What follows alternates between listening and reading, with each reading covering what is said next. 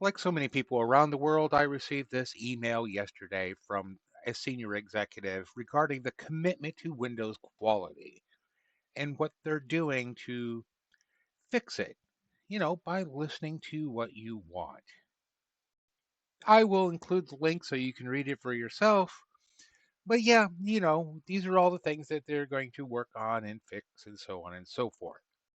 But here's the reality. This email is damage control. It's reputation rebuilding. It's trust rebuilding because they have fucked up and they know they've fucked up. And yeah, Linux is taking more and more of their stuff, and Apple too, for that matter.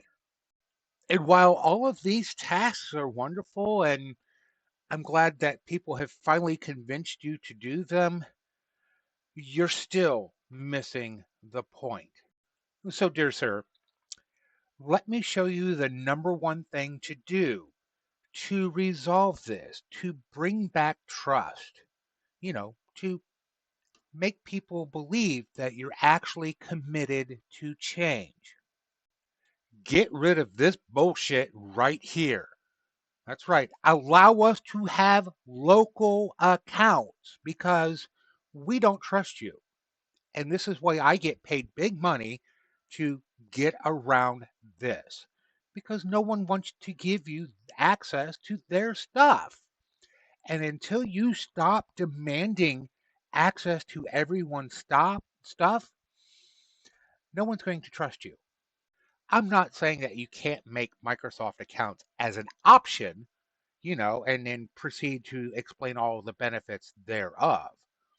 But you give people a choice between a local account and their own responsibilities and adding a Microsoft account and having some additional benefits. And since this is running long, there was probably a commercial. I can't help it.